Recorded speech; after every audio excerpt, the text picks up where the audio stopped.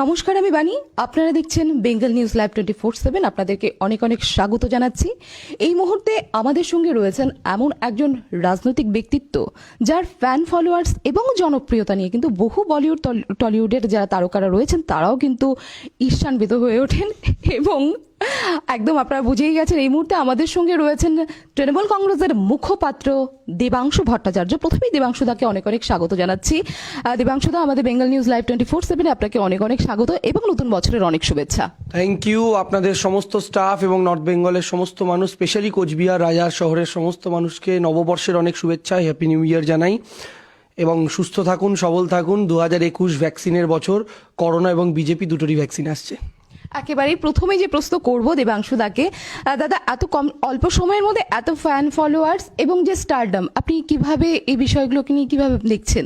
দেখুন, স্টারডম জানি না এবং আমি কাউকে আমার ফ্যান মনে করি না। প্রত্যেককে আমি আমার সহকর্মী মনে করি। যারা আমার পেজটা লাইক করে তারা প্রত্যেকে সহকর্মী এবং লড়াইটা হচ্ছে এই বাংলাটাকে গুজরাটি, বিহার এবং উত্তরপ্রদেশের বর্গীদের হাত থেকে রক্ষা করার লড়াই। ফলে যে আমার পেজটা লাইক করছে, যে আপনাদের ভিডিওটা দেখছে, তাদেরকে আপনি ফ্যান বলতে পারেন, কিন্তু আমি মনে করি তারা প্রত্যেকে একটা করে ভিউ বাড়ছে আর এক একজন করে আমার সহকর্মী বাড়ছে। আর এই সহকর্মী সহযোদ্ধারা সবাই মিলে আমরা এই বাংলাকে রক্ষা করব, যার নেতৃত্বে থাকবেন মমতা বন্দ্যোপাধ্যায়। এবং যে লড়াইতে এইবার সবচেয়ে গুরুত্বপূর্ণ এবং চমকপ্রদ ভূমিকা পালন করবে এই উত্তরবঙ্গের মাটি। একেবারে আপনার জীবন সম্পর্কে একটু জানতে চাচ্ছি, রাজনৈতিক জীবন বা রাজনীতিতে কিভাবে প্রবেশ? দেখুন, আমার রাজনৈতিক রাস্তাটা ভারতবর্ষের আমি মনে হয় একমাত্র রাজনীতিবিদ, যদি রাজনীতিবিদ মনে করেন, সোশ্যাল মিডিয়ার মাধ্যমে আসা। যেমন ধরুন 2011 আমার ফেসবুক প্রোফাইল খোলা, তারপর থেকেই তখন ক্লাস 11 মাধ্যমিক দিয়েছি, 11-12 এরকম হবে। সদ্য বাবা ফোন কিনে দিয়েছে। দিদিকে ভালোবাসা ছোটবেলা থেকেই। আমাদের ফ্যামিলি কিন্তু সম্পূর্ণ অরাজনৈতিক, রাজনীতির সাথে কেউ সম্পর্কিত নয়। আমার ঠাকুরদা ওই জুট মিলে কাজ করতেন, সেই সূত্রে সিটু ওই ইউনিয়ন রুমেই করতেন, ব্যাস। ওর বাইরে আর কারো রাজনীতির সাথে সম্পর্ক নেই। সেই জায়গা থেকে ছোটবেলা থেকে পেপার পড়ে দিদিকে ভালো লাগাতো, ফেসবুক প্রোফাইলটা খুলেই তার পক্ষে বলা। সদ্য তখন রাজনৈতিক পরিবর্তন এসছে, অনেক আশা। তো সেই জায়গা থেকে প্রচার করতে করতে করতে করতে নেশা ধরে গেল। তারপরে 2016 4G এলো, ফ্রি জিও, সবাই আমরা ব্যবহার করেছি। 3 মাস যেটা এক্সটেন্ড হয়ে 4 মাস হলো। তো সেই জিও ব্যবহার করে এবং সেই সময় মনে করে দেখুন 2016 জিও আসে এবং 8ই নভেম্বর নোটবন্দি। সেই নোটবন্দিকে কেন্দ্র করে আমি কিছু স্টাডি করে আমার মনে হলো এই ব্যাপারটা আসলে একটা বিরাট বড় ধোঁকা দেওয়া। আমাদের দিদি যখন বলছেন নিশ্চয়ই তার পেছনে কোনো কারণ আছে। স্টাডি করা শুরু করলাম, মনে হলো এর চেয়ে বড় ধাপ্পা হতে পারে না। এবং এটা আসলে কালো টাকা বাঁচানোর নামে নরেন্দ্র মোদী তার বন্ধুদের কালো টাকাকে সাদা করার একটা প্রক্রিয়া করছেন এবং এই প্রক্রিয়াটা যেন পাবলিক না দেখে নেয়, তাই পাবলিককে ব্যাংকের লাইনে দাঁড় করিয়ে ব্যস্ত রাখছেন।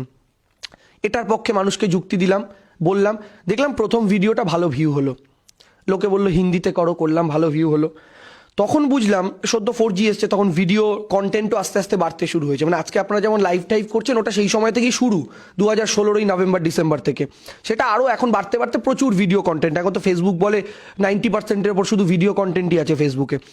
তো শুরু হয়, হতে হতে এক সময় দেখলাম যে লেখার থেকেও বেশি মানুষ অডিও ভিজুয়াল কন্টেন্টের ক্ষেত্রে কানেক্ট বেশি করতে পারছে। মানে আপনি আমার একটা ইন্টারভিউ নিলেন, লিখলেন যে আমি এই প্রশ্নটা করেছিলাম, দেবাংশু এই উত্তরটা দিল।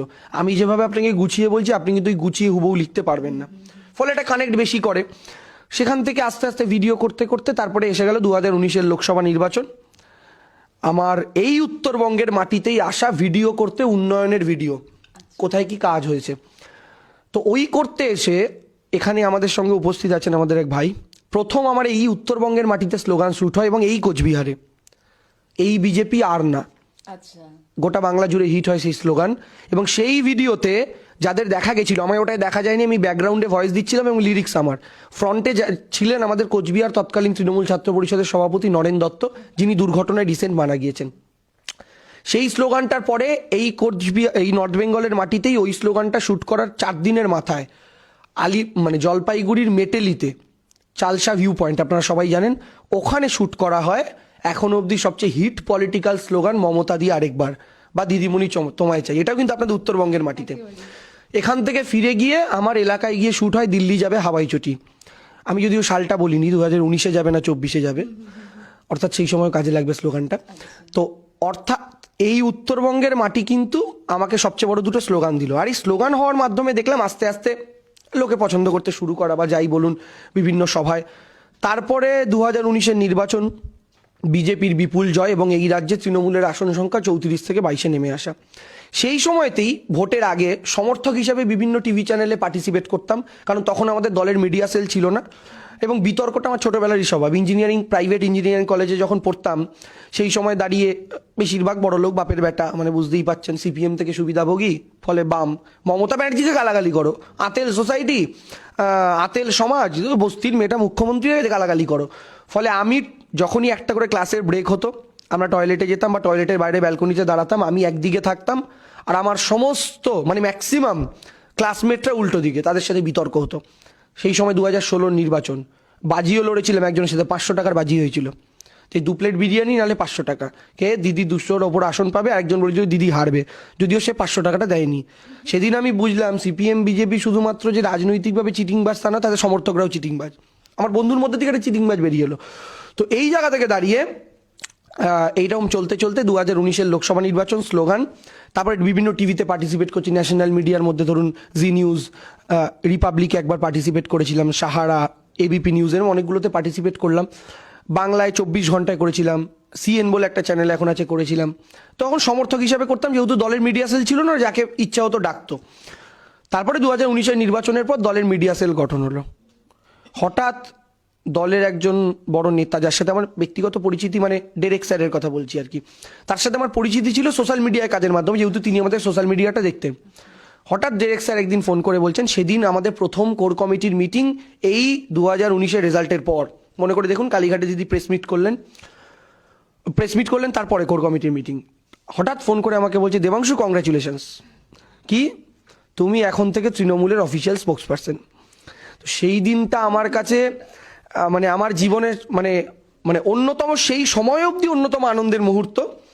কারণ যেটা আমি করতাম প্যাশনেটলি, বিতর্ক, বন্ধুদের সাথে হোক, বাসে ট্রেনে হোক, বাসে ট্রেনে তো কতবার ঝগড়ায় জড়িয়ে গেছি, হ্যাঁ, তো মানে ওই মহিলাকে নিয়ে কিছু বলে সহ্য করতে পারতাম না আর কি।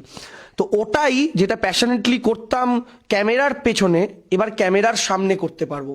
তো এটা আমার কাছে, এবং জানেন তো মানে সচিন তেন্ডুলকারকে যদি গান গাইতে বলা হতো তো তিনি ধ্যাড়াতেন, লতা মঙ্গেশকরকে ক্রিকেট খেলতে বলা হলো তিনি ধ্যাড়াতেন। আমাদের পিকের ডায়লগ সিনেমার পিকে, রাজনীতির পিকে নন। তো সেই জায়গা থেকে দাঁড়িয়ে তখন ওই আমি আমার ফিল্ডটা পেয়ে গেলাম। তারপরে বিভিন্ন টেলিভিশন চ্যানেলে আপনারা দেখেইছেন প্রোগ্রামগুলো করা শুরু করলাম, এবং আমাদের জেনারেশনের মধ্যে থেকে হয়তো তারা মনে করলেন যে উত্তর দিতে পারছে, বা আমি হয়তো তাদেরকে স্যাটিসফাই করতে পারলাম আমার যুক্তির মাধ্যমে, বক্তব্যের মাধ্যমে। সেই জায়গা থেকে আমাদের প্রজন্মের ছেলে মেয়েদের মধ্যে হয়তো একটু বেশি ভালোবাসা পেলাম। এবং শুধু তাই নয়, আমি বহু জায়গায় দেখেছি ঘরের কাকিমা, বৌদিরা, তারা যখন আইডেন্টিফাই করতে পারেন বা ধরুন হ্যান্ডশেক করতে আসেন কোথাও ভিড় থেকে দাঁড়িয়ে, কোথাও বলেন দেবাংশু যুক্তিতর্কের শেষে তোমার কবিতাগুলো খুব ভালো লাগে, তখন একটা না আলাদা ফিলিং হয়। মানে শুধুমাত্র একটা জেনারেশনের মধ্যে নয়, হয়তো অনেকের কাছে পৌঁছে যেতে পেরেছি দিদির আশীর্বাদ নিয়ে। ফলে এটাকে আপনি ফ্যান বেস বলবেন নাকি বলবেন দেবাংশু তুমি মমতা বন্দ্যোপাধ্যায়ের পক্ষে আরো সহকর্মী বাড়িয়েছো, আমি তো এটা বলার পক্ষে। এবার বাকিটা আপনার উপর। একেবারেই আজকে আপনাদের আরো একটি স্লোগান রিলিজ করেছে সোশ্যাল মিডিয়াতে, ইতিমধ্যেই কিন্তু বেশ পপুলার হয়েছে, সেটা নিয়ে একটু বলুন, আপনার লেখা এবং আপনার কম্পোজ করা। এবং আমরা কিন্তু দাদার এই স্লোগান আমরা শেষে একটু শুনতে চাইবো দাদার মুখে। না এই স্লোগান মানে দেখুন, আমার ব্যাপারটা হচ্ছে আমি কোনো স্লোগানই না আমার অনেক আগে থেকে লেখা থাকে না। মানে আমি বলছি মমতাদি আরেকবারটা জাস্ট মেটেলির ওই পাহাড়ে উঠতে যতক্ষণ লাগে ওই টাইমের মধ্যে লেখা গাড়িতে বসে। আমার স্লোগানটা করারও কথা ছিল না। আমাদের মেটেলি ব্লক তৃণমূল ছাত্র পরিষদ বলে একটা পেজ আছে, ওরা আমার থেকে জিজ্ঞাসা করেছিল দাদা পেজটা কীভাবে দাঁড় করো। আমি বলছি দাঁড়া আমি একটা কন্টেন্ট তৈরি করে তোদের পেজ থেকে ছাড়বো, কী করা যায় ভাবলাম একটা স্লোগান হোক।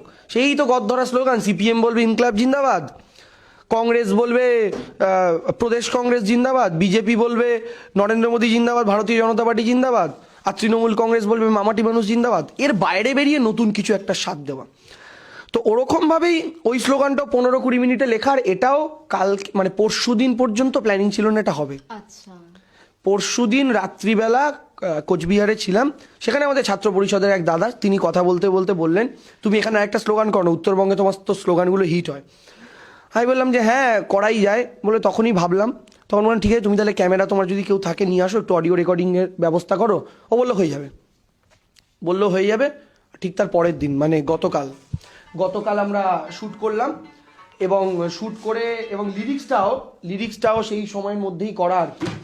তো লিরিক্সটা কালকে রাত্রিবেলা ধরুন লেখা শুরু করলাম, তারপরে সকালবেলা কিছুটা কমপ্লিট করে শ্যুট করে আজকে আমার রেকর্ডিংটা এলো, আজকে ছাড়লাম। এবার আপনারই দর্শক বিচার করবে এটা কেমন হয়েছে না হয়েছে। মেন যে স্লোগানটার কথা ওটা হচ্ছে খেলা হবে। খেলা হবে।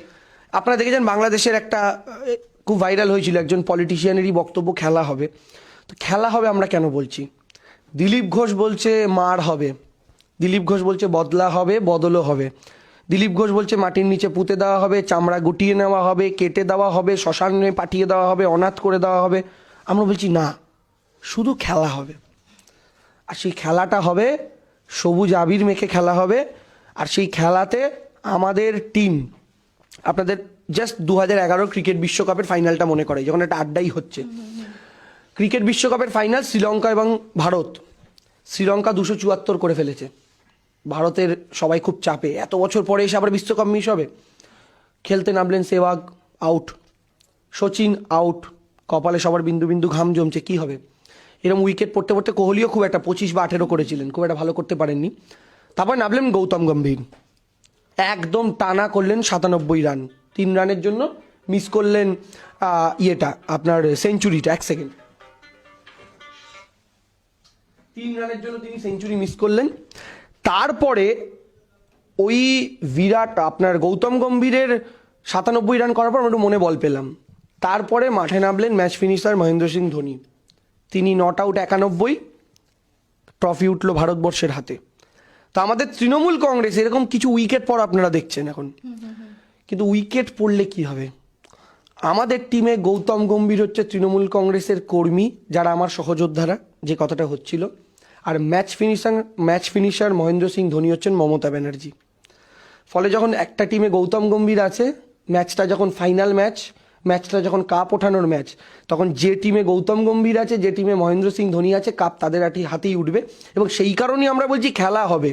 তো খেলা হবে কেন? এই আমাদের দুটো টিম মেম্বার, কর্মী এবং নেত্রী। শুধু নেত্রীকে আমি যদি ধরি, উল্টো দিকে কে?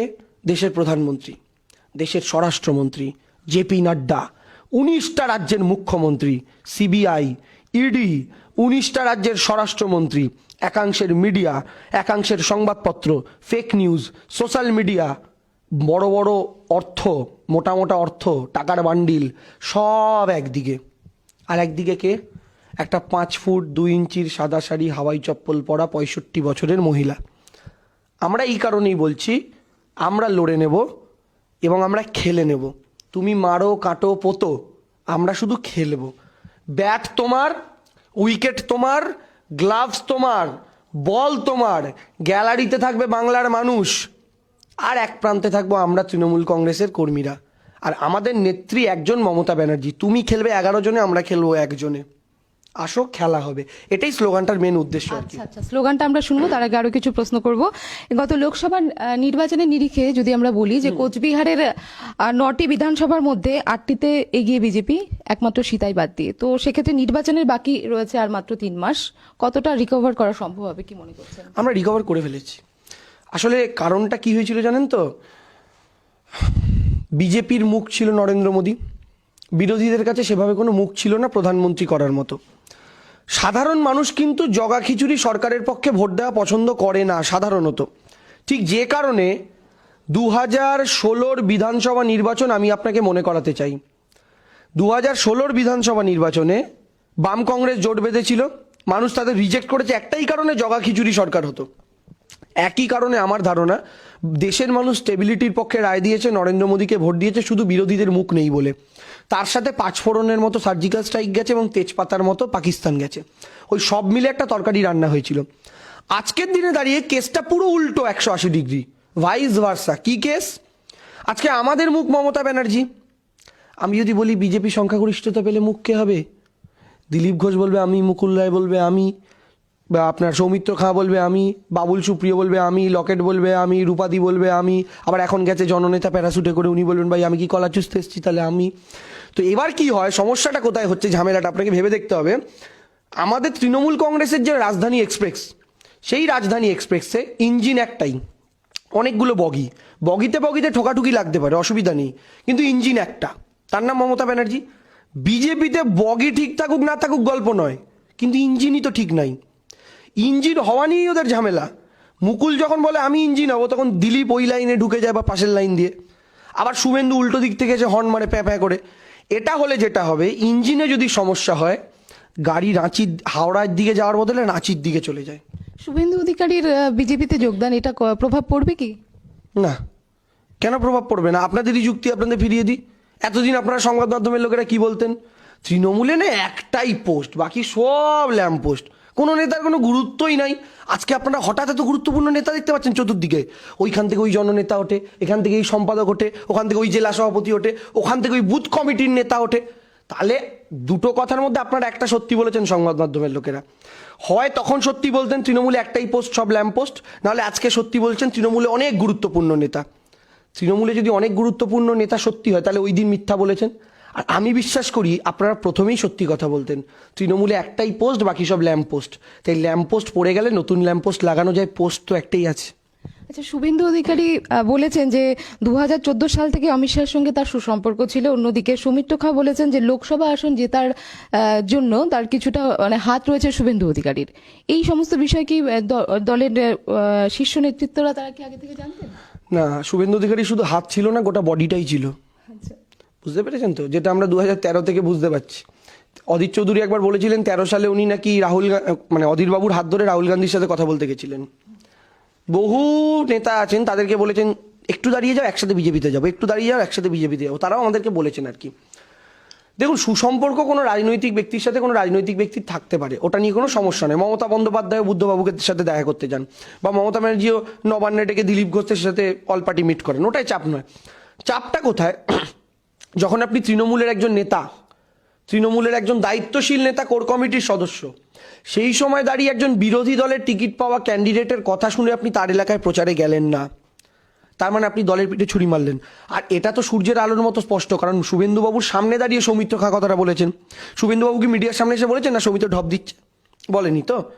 তার মানে যে লোকটা এতদিন পেছন থেকে ছুরি মারছিলেন, একটা জিনিস জানেন তো, সবাই বলে যে চিহ্নিত শত্রু বেটার গুপ্ত শত্রুর থেকে। কেন? আমার কাছে দিলীপ ঘোষ বেটার, আমার কাছে রাহুল সিনহা বেটার, আমার কাছে ধনাদা বেটার, আমার কাছে তথাগত রায় বেটার, আমার কাছে নরেন্দ্র মোদী অমিত শাহ বেটার, কারণ ওরা ঘোষিত শত্রু। ওরা আমার সাথে শত্রুতা করবে জেনেই আমি প্রস্তুতি নিচ্ছি। কিন্তু কেউ যদি পেছন থেকে ক্রমাগত ছুরি মেরে যায়, আর এই যে আপনি বললেন পিছিয়ে ছিল কোচবিহারের তৃণমূল, এই পিছিয়ে থাকার কারণ এরাই। আপনাদের কোচবিহার থেকে একজন গেছেন, মিহির গোস্বামী, উনি ওনার কেন্দ্র কেন জেতাতে পারেননি তৃণমূলকে? ওনার বিধানসভা থেকে লিড দিতে পারেননি কেন? আজকে বিজেপিতে গেছেন। তাহলে আমি যেটা সব জায়গাতে বলি, আমাদের সবার মায়েরাই তো রান্না করেন। 10টা আলু কাটলে একটা পচা বেরোয়, 10টা পেঁয়াজ কাটলে একটা পচা বেরোয়, তো পচাটা কী করেন? ওরা ফেলে দেন। তো আমাদের মমতা ব্যানার্জিও মায়ের মতন, তিনি দোতলার ঘরে বসে রান্না করছেন, পাশে বড় জানলা, 7টা আলু কাটলেন, একটা আলুর একটু পিস পচা, জানলা দিয়ে ফেলে দিলেন। 5টা পেঁয়াজ কাটলেন, একটা অংশ পচা বেরোলো, জানলা দিয়ে ফেলে দিলেন। দিদি তো ফেলে দিচ্ছেন, দিদি তো আর জানেন না একদম গ্রাউন্ড ফ্লোরে অমিত শাহ বাটি নিয়ে দাঁড়িয়ে আছে ওগুলো নিয়ে যাবে বলে। তিনি নিয়ে গিয়ে রান্না করছেন, বিজেপি কর্মীদের খাওয়াচ্ছেন, আর বিজেপিতে তো আমাশা। ফলে আজকে আপনি দেখুন, তৃণমূল কংগ্রেসে কিন্তু কে টিকিট পাবে না পাবে ওইসব নিয়ে ঝামেলার গল্প নেই, কিন্তু বিজেপিতে দেখুন, বিজেপি নেতারা আমাদেরকে পার্সোনালি টিভি চ্যানেলের প্রোগ্রাম যখন শেষ করে নাবি না, প্রায় চোখ ছলছল করে বলেন, ভাই রে টিকিট তো সেই তোরাই পাবি।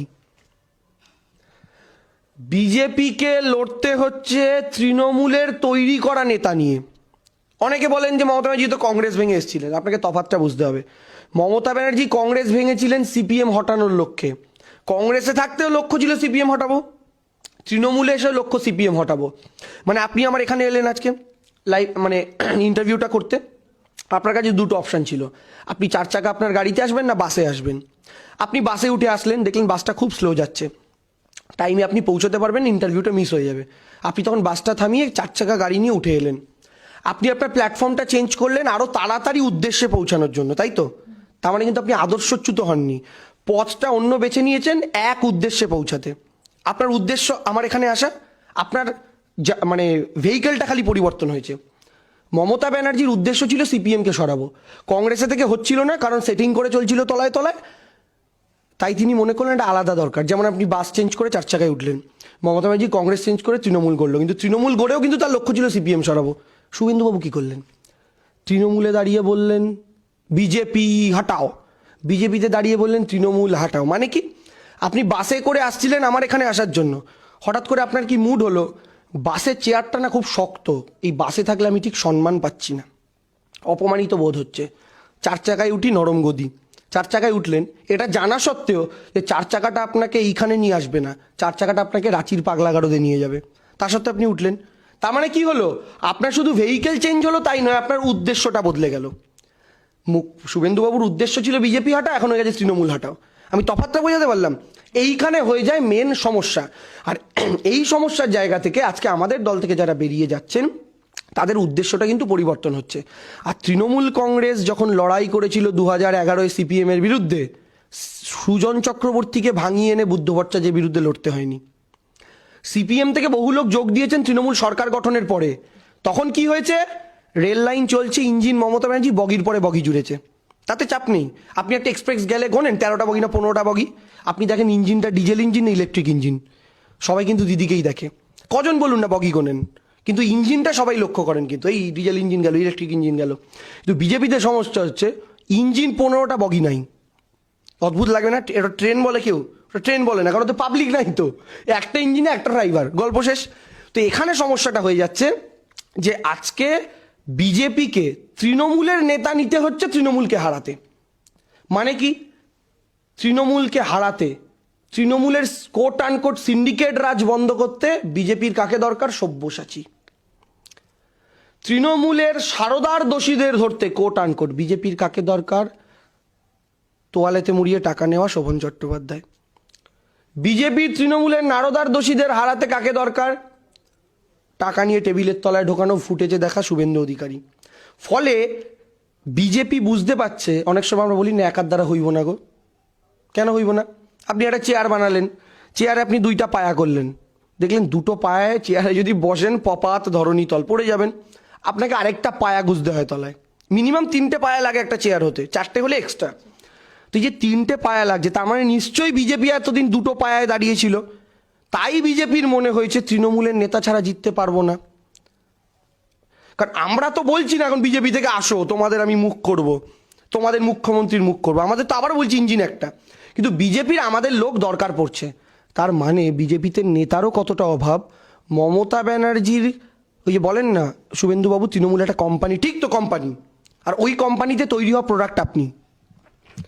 এত ভালো প্রোডাক্ট দিদি বানিয়েছে যে বিজেপি আপনাকে চুরি করে নিয়ে গেল। তো এখন আমার কথাটা হচ্ছে এটাই যে আপনি লাক্স কোম্পানির থেকে লাক্সের সাবান কিনলেন, কিনে লাক্স কোম্পানিতে গিয়ে দেখাচ্ছেন এই দেখো খুব সুন্দর একটা সাবান, পারবে এরম বানাতে? কিন্তু আপনি জানেন না ওইটা তো ওই কোম্পানি বানিয়েছে সাবানটা, যেটা আপনি ওকে গিয়ে আবার বিজ্ঞাপন করছেন। ফলে বিজেপির একার দ্বারা সম্ভব নয়, বিজেপির তৃণমূলের নেতাদের দরকার পড়ছে।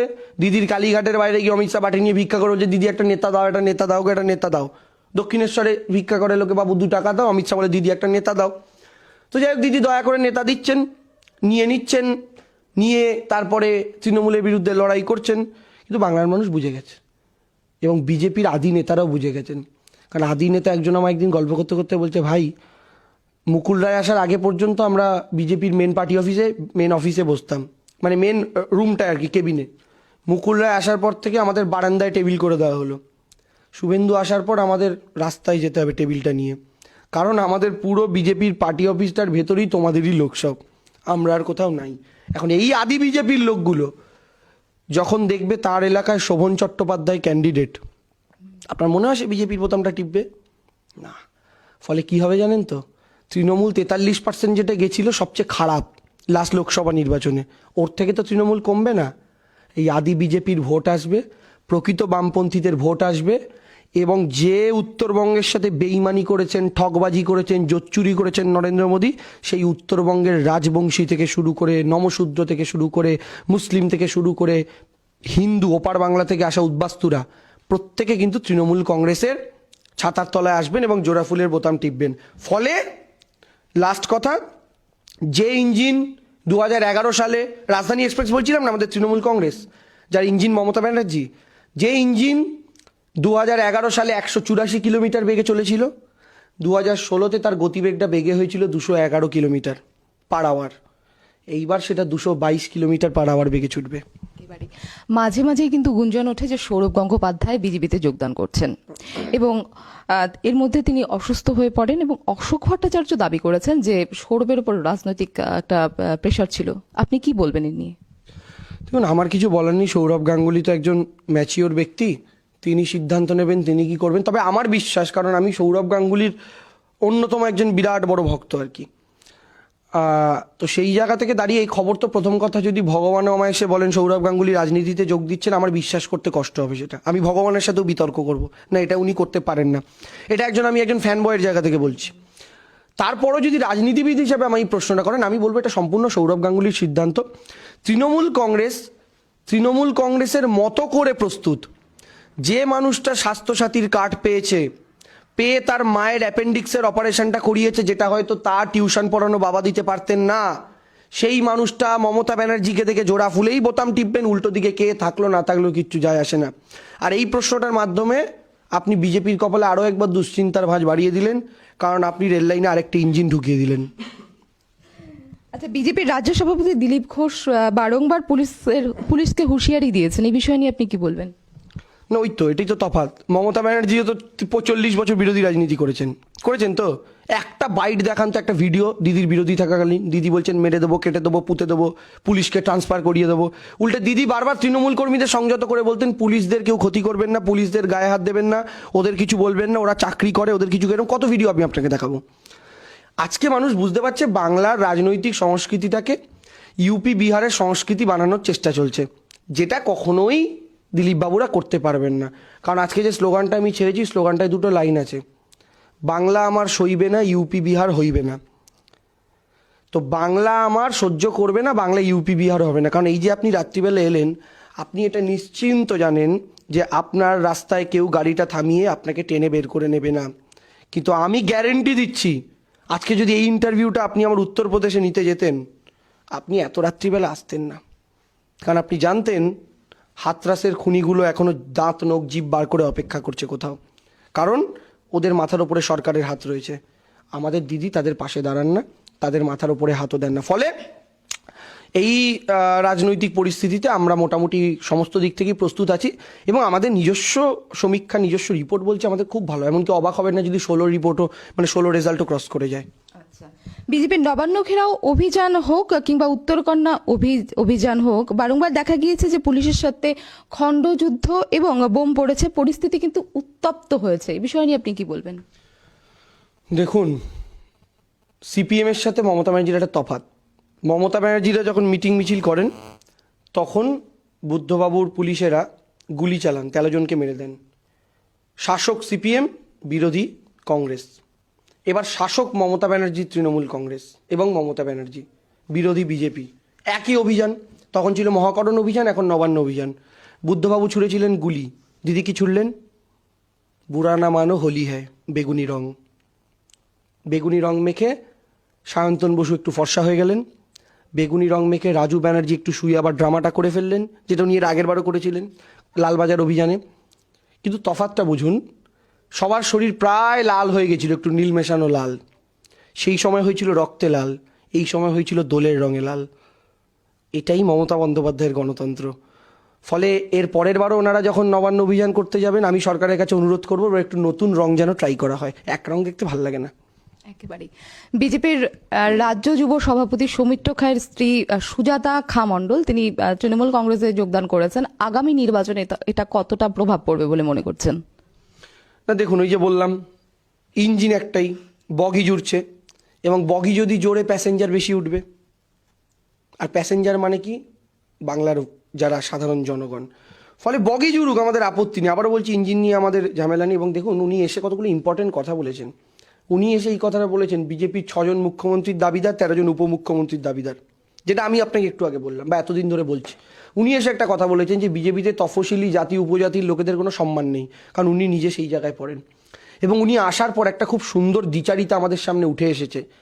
যে বিজেপি 3 তালাক বিরোধী আইনের কথা বলে, সেই বিজেপি ওপেন প্রেস কনফারেন্সে বসে বলছেন তোমায় ডিভোর্স দিলাম। তাহলে 3 তালাক আইন যখন পাশ হয়েছিল, এই সাংসদ সৌমিত্রবাবু তো টেবিল বাজিয়ে ভোট দিয়েছিলেন। তাহলে ভোটটা কি আপনার মেকি ছিল? ওই যে আবার বললাম, নিজের বেলায় আঁটি শুটি, পরের বেলায় দাঁত কপাটি। এই পলিটিক্স তো চলতে পারে না। সুজাতা দেবী এসছেন, তিনি বুঝতে পেরেছেন বিজেপির ভেতরটা কত খোকলা, এবং তিনি এসে অবশ্যই বলেছেন যে বিজেপি দুশোর গল্প ফাঁদছে, বিরাট করে গল্প ফাঁদছে, মিডিয়াতে একটা হাওয়া তোলার চেষ্টা হচ্ছে। সেই বিজেপির আসলে 75 পেরোনোর মতো কন্ডিশন এখন ইন্টারনালি নেই, কিন্তু বেশি বলে পাম খাওয়াতে হচ্ছে। দিল্লিতে পাম খাইয়েছিলেন ওনারা, আমি আগের দিনও সভায় বলেছি, দেখেছেন। দিল্লিতে অমিত শাহ বলেছিলেন 70 में से हमको 45 सीट मिलेगा, दावे के साथ में कहता हूँ केजरीवाल एक्स चीफ मिनिस्टर बनेगा। বিজেপির কর্মী তো পাম খেয়ে ভেবেছে অমিত শাহ 45 বলেছে মানে 50 হবে 70-এ। টিভি চালিয়ে বসেছিলেন সকালবেলা, খবরে কি দেখেন? 50 বাদ দিন, 45 বাদ দিন, 40 বাদ দিন, 35 বাদ দিন, 30 বাদ দিন, 25 বাদ দিন, 20 বাদ দিন, 15 বাদ দিন, 10 বাদ দিন, 9 বাদ দিন, 8টা সিট। আর 8 সিট মানে কি? আমি সব জায়গায় বলি, আমাদের বিধায়কদের সব বিধায়করা একসাথে যদি বিধানসভায় যান 5টা বাস লাগবে। আর বিজেপি দিল্লিতে ততগুলো বিধায়ক জিতেছে যতগুলো বিধায়ক থাকলে শুধুমাত্র টোটোয় ঠাসাঠাসি করে বসে বিধানসভায় চলে যাওয়া যায়। তাহলে যারা 45-এর কথা বলে 8 পান, তাদের বাংলার কনফিডেন্স আশা করি আপনি বুঝতে পারছেন। ফলে আমি বলছি অভাবনীয় ফলাফল হবে। মানুষ পেঁয়াজের দাম, আলুর দাম, গ্যাসের দামের বিরুদ্ধে ভোট দেবে। মানুষ নিত্য প্রয়োজনীয় জিনিসের মূল্যবৃদ্ধির বিরুদ্ধে ভোট দেবেন।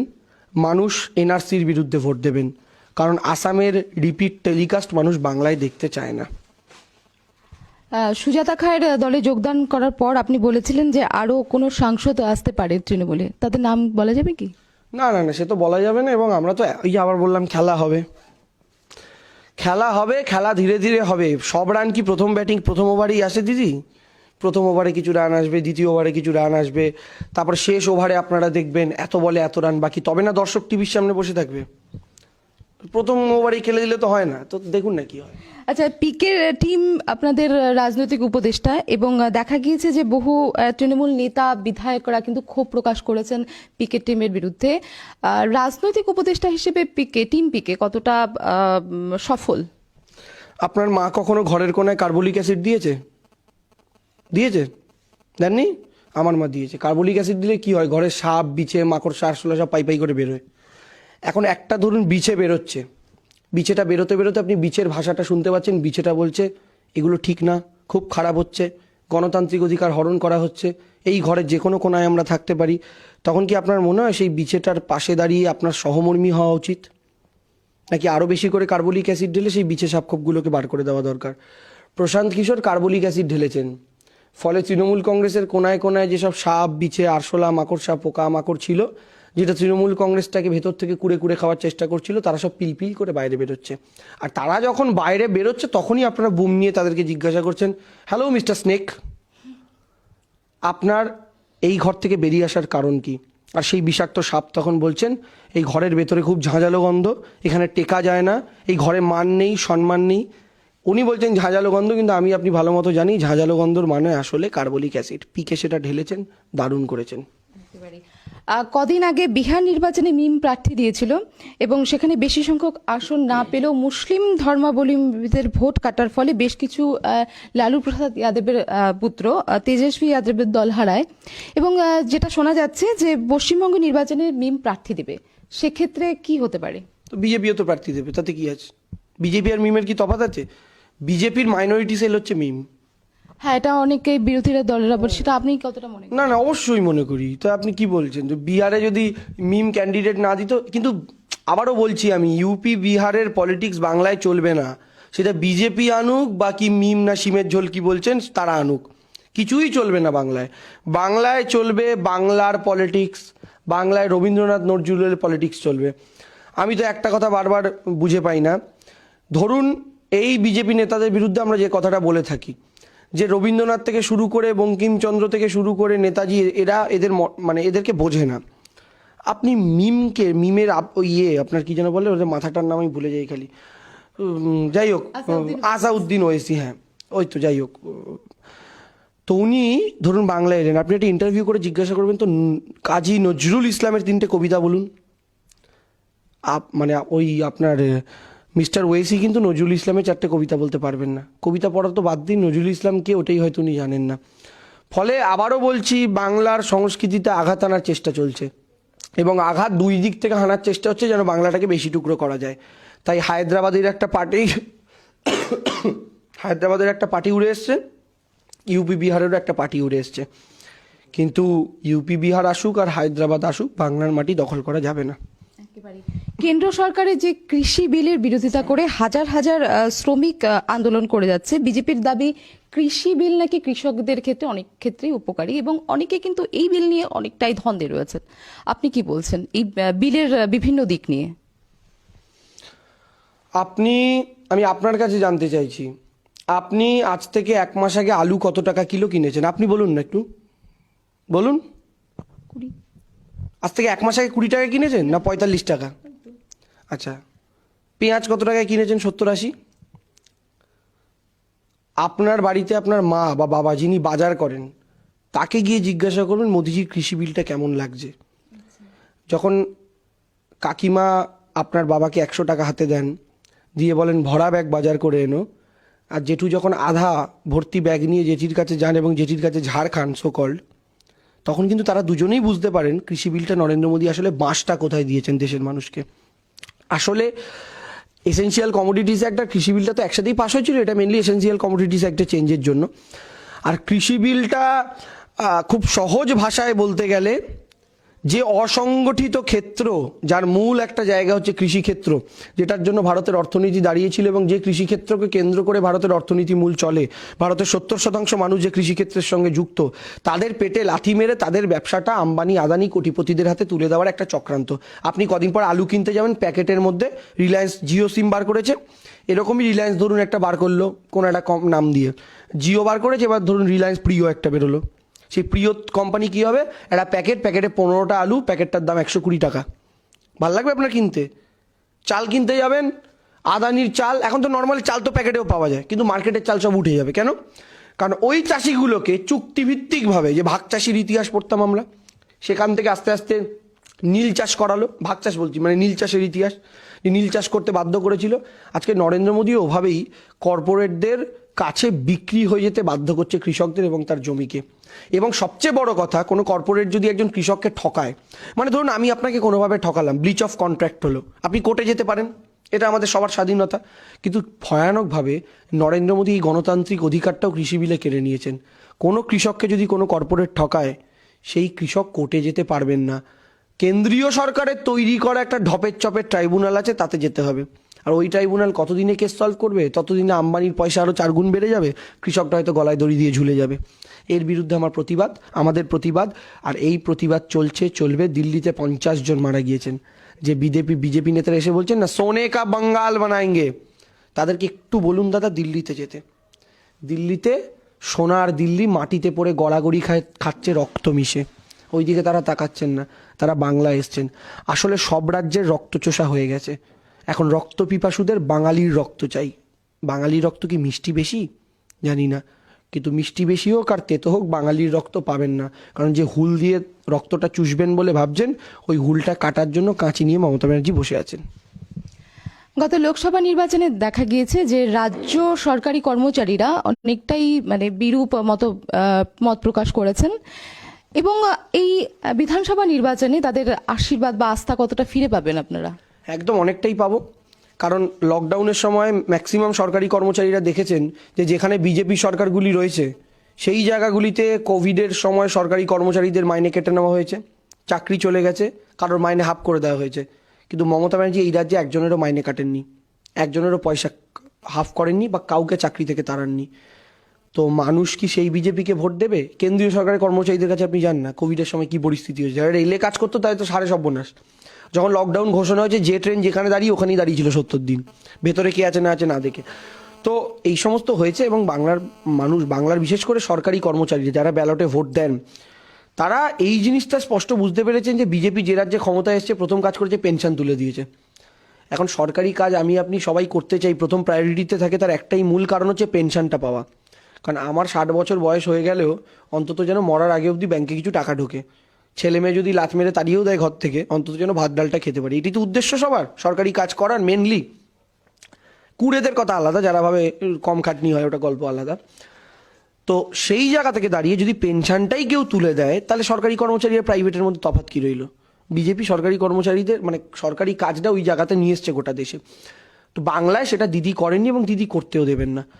আর যে সরকারি কর্মচারীরা দেখছেন এই কেন্দ্রীয় সরকার এক একটা সরকারি সংস্থা প্রাইভেটের হাতে তুলে দিচ্ছে, ফলে সেই সরকারি কর্মচারীরা হঠাৎ করেই প্রাইভেট কর্মচারী হয়ে যাচ্ছে। স্বাভাবিক তো।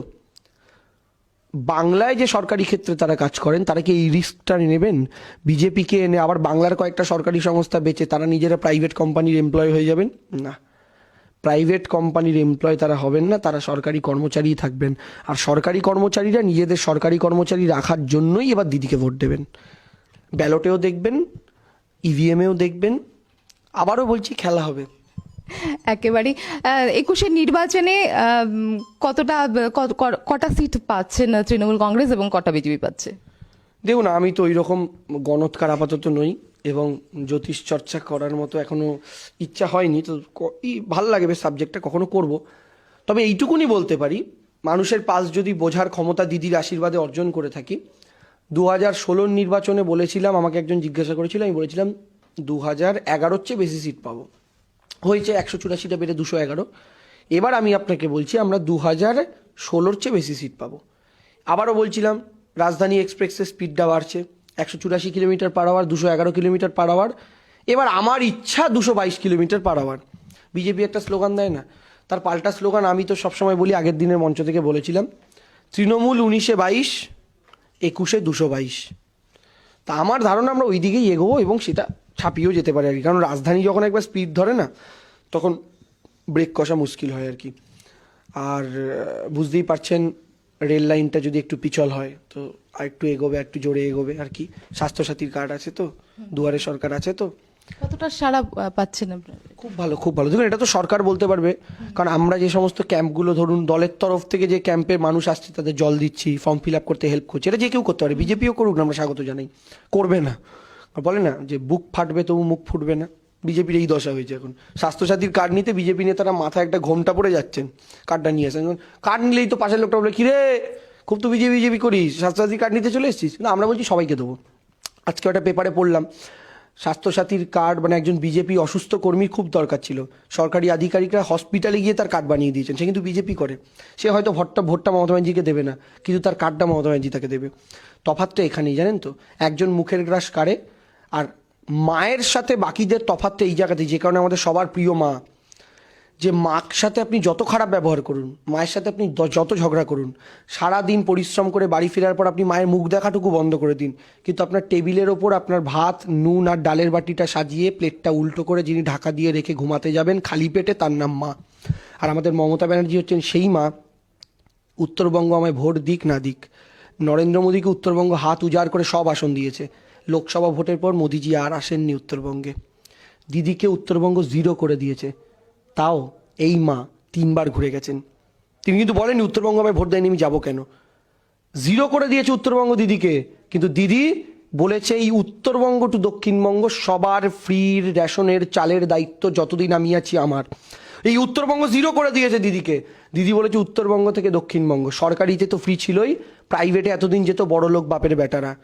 আমি বস্তি থেকে উঠে আসা মেয়ে যখন নবান্নের 14 তলায় বসেছি, এই বাংলার প্রত্যেকটা প্রাইভেট হসপিটালে এবার এই বস্তির লোকেরা যাবে, এই গরিব মানুষগুলো যাবে, কুড়ে ঘরের মানুষগুলো যাবে।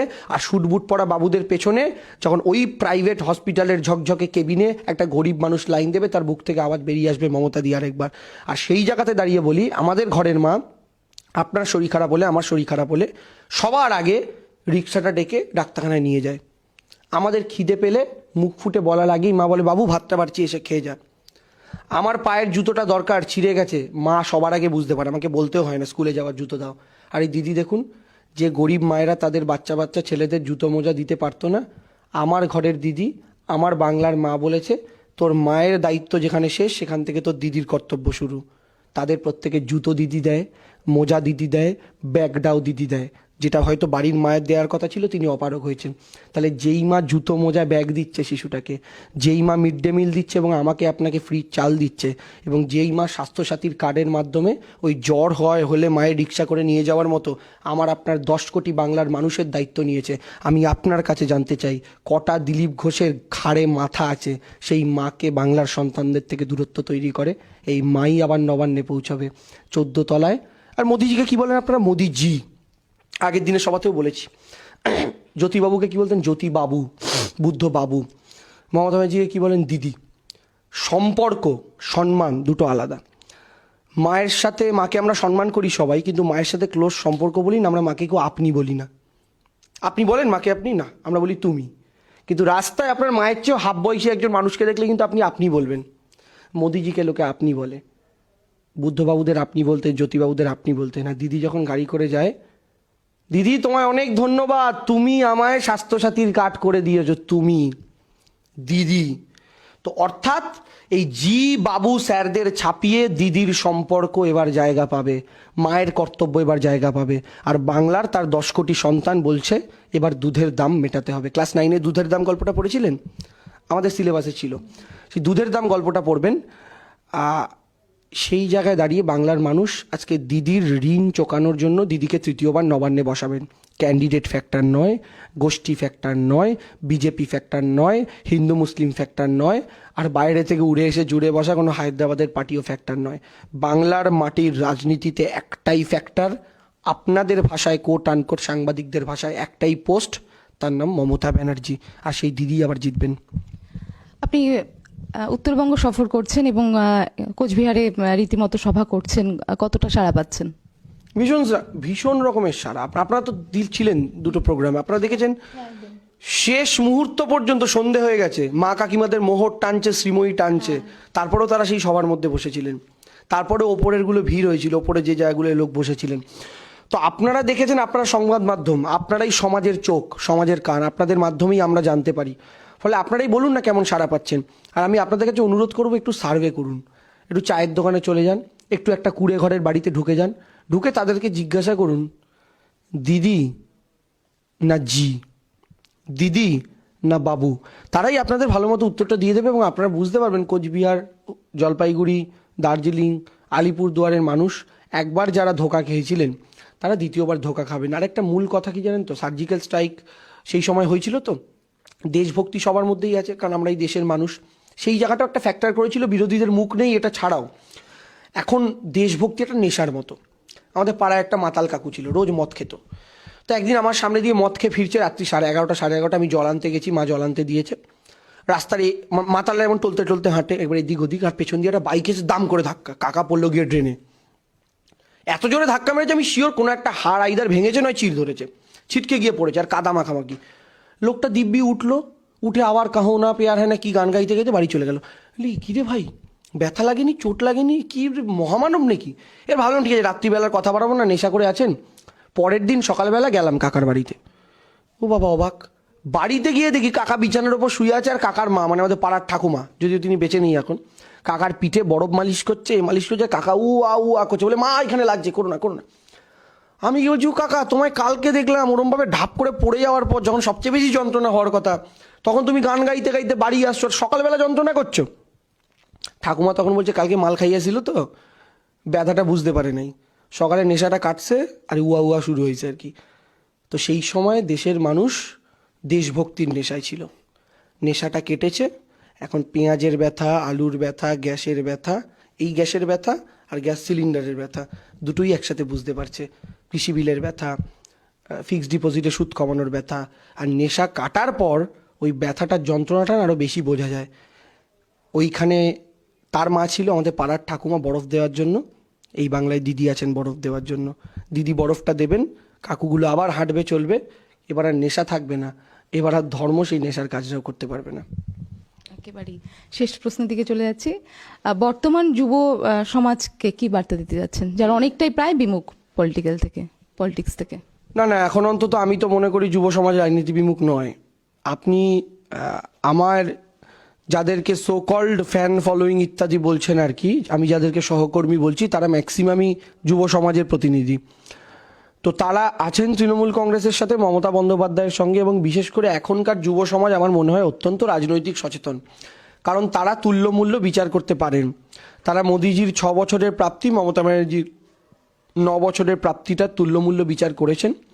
এবং এই যুব সমাজই কিন্তু মনে করে দেখুন, নরেন্দ্র মোদীর মন কি বাত, জয়েন্ট আর নিট নিয়ে একটা গন্ডগোল হয়েছিল মনে আছে, কেন্দ্রীয় সরকার বলছিল করতেই হবে, ওরা বলছিল আমরা যাব না।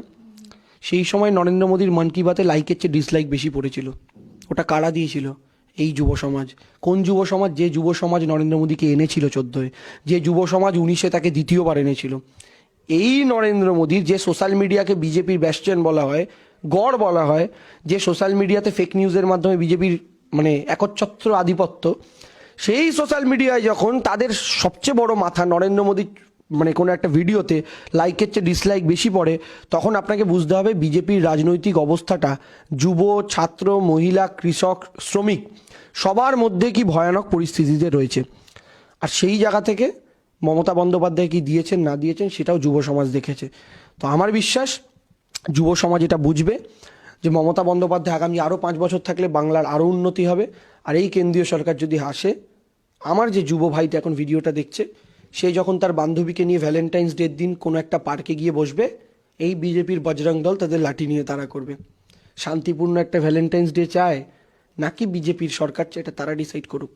একেবারে আরেকটি প্রশ্ন আরেকজন সাজেস্ট করেছে, নন বেঙ্গলিদের ভোট কি তৃণমূল পাবে, কি মনে করছেন আপনি?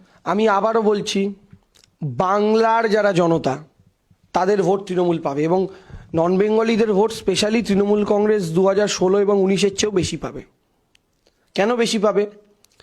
কারণ এই নন বেঙ্গলিরাই তো উত্তরপ্রদেশ, বিহারে পরিযায়ী শ্রমিক, যাদেরকে নরেন্দ্র মোদী ট্রেন ভাড়া না দিয়ে ঠোসাঠুসি করে পাঠিয়েছেন। এই নন বেঙ্গলিরাই তো তারা যারা কৃষক আন্দোলন করছেন দিল্লিতে। বাঙালি কিন্তু নেই, বাংলার কৃষকরা যায়নি, কারণ তারা দিদির রাজ্যে ভালো আছে। অদ্ভুত লাগে, ওরাই আবার কৃষি নিয়ে বলতে আসে বাংলায় যে দিদি এই করেননি ওই করেননি। এই নন বেঙ্গলিরাই কিন্তু তারা যারা নরেন্দ্র মোদীর লাইকের চেয়ে ডিসলাইক বেশি করেছেন। শুধু তো বাংলার লোক করেনি, যদি বাংলার লোক করেন তাহলে তো ধরে নিন তৃণমূল 294 তো সম্ভব না। ফলে গোটা দেশেই মোদীজির বিরুদ্ধে ক্ষোভ বাড়ছে, কেন্দ্রীয় সরকারের বিরুদ্ধে ক্ষোভ বাড়ছে। ফলে যারা ওই সরকারটাকে দিল্লিতে দেখেছে সাড়ে সর্বনাশ করছে, তারা যখন রাজ্যে আসার চেষ্টা করবে, তখন বাঙালি অবাঙালি নির্বিশেষে, আমি আবার কেন বলছি, এই মাটি ইউপি বিহার হইবে না। বাংলার যারা মানুষ উত্তরপ্রদেশ মানে বাংলা ভাষা ছাড়া অন্য ভাষায় কথা বলতে পারেন, কিন্তু তারা তো বাংলার মানুষ, তারাও চাইবে না বাংলা উত্তরপ্রদেশ হোক। উত্তরপ্রদেশীয় মানে বিহারি ভাষার কেউ যদি বা ভোজপুরি ভাষারও কেউ যদি মানুষ এখানে হয়, যার কোনো এক পূর্বপুরুষ বিহারে থাকতো কিন্তু বাংলায় এসে থাকেন, হিন্দিতে কথা বলেন বা ভোজপুরিতে কথা বলেন, সেও চাইবে না বাংলাটা বিহার উত্তরপ্রদেশ হোক। কেন? কারণ তার বোনকেও বাইরে বেরোতে হয়। ফলে অ্যাজ হোল বাংলার 10 কোটি মানুষ, আমি যেটা প্রথম থেকে উল্লেখ করছি, 10 কোটি বাংলার মানুষ সমস্ত মিলিতভাবে তাদের একটা বড় অংশের মানুষ এবার তাদের ঘরের মেয়েকে নবান্নের 14 তলায় বসাবে। এবার আপনি বলবেন, একবার মা বলছো একবার মেয়ে বলছো, কনফিউজ হয়ে গেছো না? আবার একবার দিদি বলছো। দুর্গা ঠাকুরকে কি বলেন? ঘরের মেয়ে উমা। আবার যখন প্রণাম করেন কি বলেন? হে মা ত্রিনয়নী। তাহলে আপনি কখনো মা দুর্গাকে মা বলছেন কখন? যখন তার মাতৃরূপের পূজা করছেন। আবার মেয়ে বলছেন যখন সে ঘরের মেয়ে, তার বাপের বাড়ি আসছে। মমতা বন্দ্যোপাধ্যায় তখন মেয়ে যখন সে আন্দোলনের মাধ্যমে তার প্রত্যেকটা সন্তান মানে তার প্রত্যেকটা পরিবারের লোকের পাশে গিয়ে দাঁড়াচ্ছে, সিঙ্গুর থেকে নন্দীগ্রাম থেকে শুরু করে নোটবন্দি প্রত্যেকটা সময়, সে তখন ঘরের মেয়ে। কেন? ঘরের কোনো সদস্যের প্রবলেম হলে ঘরের মেয়েটা কোমর বেঁধে আগে এগিয়ে যায়। আর সে কখন মা? যখন সন্তানকে জুতো মোজা দিচ্ছে স্কুলে, আমাদের সবার খাওয়ার ব্যবস্থা করছে, চাল দিচ্ছে, যখন ফ্রি ট্রিটমেন্ট করছে, প্রত্যেকের মাথায় পাকা ছাদ দিচ্ছে, মেয়েটাকে সাইকেল দিচ্ছে। কেন মেয়েটাকে সাইকেল দিচ্ছে? এই মেয়েটাই অন্ধকার হওয়ার পর শীতকালে 1 ঘন্টা গ্রামের দিকে 1 ঘন্টা 1.5 ঘন্টা হেঁটে স্কুলে যেতে হয়। যখন সন্ধেবেলা শীতকালে শীতকালে তো 5টায় স্কুল শেষ মানে অন্ধকার, সেই মেয়েটা যখন বাড়ি ফিরতে ফিরতে 6টা বাজে, তখন ওই জঙ্গলের ওপর দিয়ে ফিরতে ফিরতে মেয়েটার ওপর অনেক অত্যাচার হতে পারে। দিদি যখন সাইকেলটা দিচ্ছেন না, সাট করে 10 মিনিটে যাচ্ছে, 10 মিনিটে বাড়ি আসছে। মেয়েটা শুধু একটা অবলম্বন হলো বা যাত্রাপথটা ছোট হলো তাই নয়, মেয়েটার নিরাপত্তাটা অনেক অংশে বাড়লো। মূর্খগুলো এটা বোঝে না, তাই বলে ডোল পলিটিক্স। ডোল পলিটিক্স আর অ্যাকচুয়াল কাজের মধ্যে তফাৎ কত, ওটা যারা বোঝে তারা কখনোই বলবে না করোনা সারাতে গোমূত্র খাও। ফলে এইটাই আমি বলছি, আবারও বলছি, সবাই ভালো থাকুন, সুস্থ থাকুন, এবং এই বাংলার 10 কোটি মানুষ দিদিকে জেতাবে, দিদি জিতবে। কোচবিহার, জলপাইগুড়ি, আলিপুরদুয়ার, দার্জিলিংয়ের মাটি থেকে এবার অভাবনীয় ফলাফল হবে। বিজেপি আগে উত্তর দিক, তাদের জোট সঙ্গীরা ওদের ছেড়ে যাচ্ছে। কেন? এত ভালো কাজ করেছেন তো। প্রথমে পিডিপি ছেড়ে গেল, তারপর শিরোমণি অকালি দল পাঞ্জাবের ছেড়ে গেল, রিসেন্ট আরেকটা ছেড়েছে, তারপর গোর্খা জনমুক্তি মোর্চাও ছেড়েছে। কেন ছাড়ছেন সবাই? ওরা যখন বলছে তৃণমূলের নেতারা কেন তৃণমূল ছাড়ছে, আমি একটাই কথা প্রশ্ন করছি, তোমাদের জোট সঙ্গীরা কেন তোমাদের ছাড়ছে? জোট সঙ্গীরা এই কারণেই ছাড়ছে, কারণ জোট সঙ্গীরা বুঝতে পারছে তোমাদের সাথে যদি আর রাজনৈতিক মঞ্চ শেয়ার করে, তাহলে রাস্তায় বেরোলে মানুষ পচা টমেটো আর ডিম ছুঁড়ে মারবে। ওটা কেউ পছন্দ করে না, কারণ ভালো ডিম দিলে তো অমলেট করে খাওয়া যায়, কিন্তু পচা ডিমের তো অমলেট হয় না। যাই হোক, বাংলার মানুষ অমলেট বানাবেন, অমলেট বানাতে বানাতেই খেলা হবে, খেলা হবে। আবারও বলছি, উইকেট ওদের, ব্যাট ওদের, বল ওদের, আম্পায়ারও ওদের, আসছে তো আম্পায়ার, আম্পায়ারও ওদের, গ্লাভসও ওদের, বাউন্ডারিটা ওরাই সাজিয়েছে, দর্শক বাংলার মানুষ। আর আমাদের একটাই প্লেয়ার ওদের 11 জনের বিরুদ্ধে, তার নাম মমতা ব্যানার্জি। আসুন, খেলা হবে। একেবারেই। আরও একবার, আচ্ছা, 5ই জানুয়ারি মমতা বন্দ্যোপাধ্যায়ের জন্মদিন ছিল এবং আপনাকে কিন্তু দেখা গিয়েছে যে সেদিন আপনি পুজো করেছেন এবং মমতা বন্দ্যোপাধ্যায়ের সুস্বাস্থ্যের কামনা করেছেন। রাজনীতির বাইরে ব্যক্তি মমতা বন্দ্যোপাধ্যায় আপনার জীবনে কতটা প্রভাব ফেলে? না, একদমই তাই। আমি আপনাকে বলি, মানে আমার বাড়িতে আমার মা তো আমার আত্মীয়রা এলে কমপ্লেন করে, বলে ও দেখছো আমার সাথে কিছু না, ওর প্রথম মা হচ্ছে মমতা ব্যানার্জি। মানে ব্যাপারটা হচ্ছে, আমার ঘরেও আমি ছোটবেলা থেকে এটা বলে আসছি যে মানে আমার জন্মদাত্রী মায়ের পরেই আমার আরেক মা হচ্ছেন মমতা বন্দ্যোপাধ্যায়। এবং মমতা বন্দ্যোপাধ্যায়ের প্রতি আবেগটা অন্যরকম জায়গায়, ওই যে বললাম না, ট্রেনে বাসে ঝগড়া করা, স্কুলে সমস্ত 20টা বন্ধুর সাথে একা ভিড়ে যাওয়া, শুধুমাত্র মহিলার প্রতি আবেগের থেকে। এবং শুধুমাত্র দেখুন, আমি আমার মায়ের পাছুই এক সময় প্রতিজ্ঞা করেছিলাম সরাসরি রাজনীতিতে আসবো না, কারণ আমার পরিবার যে শুধু রাজনীতি মানে অরাজনৈতিক তাই নয়, তার রাজনীতি বিমুখ। কারণ একটা স্বাভাবিক সাধারণ পরিবার রাজনীতি মানে এইভাবে বোম, গুলি, সন্ত্রাস, মার, দাঙ্গা, ফলে সেই জায়গা থেকে তারা কখনোই রাজি ছিল না। কিন্তু ফলাফলটা যখন এরকম একটা জায়গায় একটা ধাক্কা রাজনৈতিকভাবে লাগলো, মানে আসনের নিরিখে, ভোট পার্সেন্টেজের নিরিখে ধাক্কা লাগেনি, বরং 4% বেড়েছে, তখন মাকে বললাম, মা প্রতিজ্ঞাটা রাখতে পারছি না, কল আসছে ওদিক থেকেও, এবার একটু ময়দানে নামতে হবে। কিন্তু আরেকটা ছোট তোমায় কথা দিতে পারি যে আমি চেষ্টা করব লড়াইটা খুব ছোট টাইমের জন্য রাখার, মানে 2 বছরে যদি শেষ করা যায় আর কি, 21 অব্দি দিদিকে জেতানোর। তো আপাতত সেই লড়াইটা লড়ছি, 21-এ দিদি জিতবেন, আমার আবেগ মমতা বন্দ্যোপাধ্যায় থাকবেন, এবং বড় বড় দায়িত্বশীল নেতাদের মতো আমরা বেইমানি করতে পারবো না। একেবারেই। অনেক ধন্যবাদ। এবং শেষ প্রশ্ন, আর একটা প্রশ্ন, সেটা হচ্ছে কোচবিহারের এই মুহূর্তে যা রাজনৈতিক পরিস্থিতি আছে, যে সেখানে দাঁড়িয়েও সেই পরিস্থিতি দেখেও কিন্তু আপনি বারবার বলেছেন কোচবিহার জিতবে, কেন জিতবে? কারণ কোচবিহারের মানুষ বিশ্বাস করে গরুর দুধে সোনা পাওয়া যায় না, কারণ কোচবিহারের মানুষ বিশ্বাস করে গণেশের প্লাস্টিক সার্জারি হয়নি, কারণ কোচবিহারের মানুষ বিশ্বাস করে নর্দমায় পাইপ ঢোকালে ওই দুর্গন্ধের গ্যাসে আগুন জ্বালানো যায় না, কারণ কোচবিহারের মানুষ বিশ্বাস করে মহাভারতের সময় ইন্টারনেট ছিল না, কারণ কোচবিহারের মানুষ বিশ্বাস করেন গোমূত্র খেলে করোনা সারে না, তার জন্য ভ্যাকসিন দরকার হয়, কারণ কোচবিহারের মানুষ শিক্ষিত, কোচবিহারের মানুষ সচেতন, কোচবিহারের মানুষ বুদ্ধিমান, এবং কোচবিহারের মানুষের হাতে যে দাড়িপাল্লাটা আছে, সে দাড়িপাল্লায় একদিকে নরেন্দ্র মোদীর 6 বছর, দিদির 9 বছর, এবং সেই দিকের যে দাড়িপাল্লাটা, দিদির দাড়িপাল্লাটা অনেকটা নিচের দিকে ঝুঁকে আছে, কারণ তার ওজনটা অনেক বেশি কাজের। ফলে দাড়িপাল্লায় বিচার করে কোচবিহারের মানুষ ভোট দেবেন। ফলাফলের দিন আমার কথাটা আপনি মনে করবেন যে দেবাংশু বলে গিয়েছিল, এখানে আপনি মিলিয়ে নেবেন। একেবারেই। শেষে একবার শুধু আপনার স্লোগান ইতিমধ্যেই কিন্তু সোশ্যাল মিডিয়াতে ভাইরাল হয়ে গিয়েছে ইতিমধ্যেই, এবং যেটা কোচবিহারেই শুট করা হয়েছে, আপনারা হয়তো দেখেও থাকবেন সেই ভিডিও। দুটো পংক্তি। দেখুন, প্রথম কথা হচ্ছে স্লোগান তো একা একা হয় না, স্লোগান মানে ওরমভাবে স্লোগান হয় না আর কি, কিন্তু না পংক্তি না, আমি আপনাকে লাইনগুলো পড়ার মতো করে জাস্ট পড়ছি, এবং সেই জায়গাটা আপনি করতে পারবেন। তো মেনলি যেটা আমি বলেছিলাম আর কি, খেলা হবে, এটা লাইনগুলো যেটা রয়েছে, বাইরে থেকে বর্গি আসে নিয়ম করে প্রতি মাসে, আমিও আছি তুমিও রবে, বন্ধু এবার খেলা হবে, তৃণমূলের ভাঙিয়ে নেতা নয়কো সহজ ভোটে জেতা, দিদির ছবি সরবে যবে, বন্ধু সেদিন খেলা হবে, কন্যাশ্রী বোনটা আমার হচ্ছে যখন ইঞ্জিনিয়ার, যুদ্ধ সেবন জিতেই লবে, বন্ধু এবার খেলা হবে, বুড়ি মায়ের স্বাস্থ্যসাথী ফুলিয়ে বলে বুকের ছাতি, অপারেশন ফ্রিতেই হবে, তাই তো বলি খেলা হবে, কবজি যদি শক্তিশালী আছে মোদের লড়নেওয়ালি, বন্ধু বলো আসছো কবে, তৈরি আছি খেলা হবে, আমার মাটি সইবে না ইউপি বিহার হইবে না, বাংলা আমার বাংলা রবে, ভীষণ রকম খেলা হবে, হাতরাসেতে বোনকে জ্বালাও, মোদি বলেন থালা বাজাও, এই মাটিতেও বাজনা হবে, ভীষণ রকম খেলা হবে, পেঁয়াজ আলু গ্যাসের দামে দেশকে ভাঙো রামের নামে, রামের দেবী দুর্গা তবে, বন্ধু যেন খেলা হবে, 18টা এমপি নিয়ে বাংলাকে মোর ভুললে গিয়ে, রিটার্ন তুমি আসবে যবে, বন্ধু সেদিন খেলা হবে, মুকুল শোভন সব্যসাচী বিজেপি আজ আস্ত রাঁচি, মুকুল শোভন সব্যসাচী বিজেপি আজ আস্ত রাঁচি, দিলীপ কি ফের কাঁদবে তবে, বন্ধু আবার খেলা হবে, লাস্ট রাস্তা আলো স্বাস্থ্য জল, ফিক্সই আছে ভোটের ফল। রাস্তা আলো স্বাস্থ্য জল ফিক্সই আছে ভোটের ফল। বিধির বিধান দিদিই রবে, বন্ধু আবার খেলা হবে। সবুজ আবির খেলা হবে, বন্ধু আবার খেলা হবে। খেলা হবে। নিয়ে আসো তোমাদের সব টিম। তোমরা 11, আমাদের 1। তোমাদের 6 ফুট, 6.5 ফুট, 9 ফুট এবং প্রস্থেও বড় লোক, দৈর্ঘ্যেও বড় লোক। আমাদের একটা রোগা পাতলা 5 ফুট 2 ইঞ্চির মহিলা, 65 বছরের বয়স।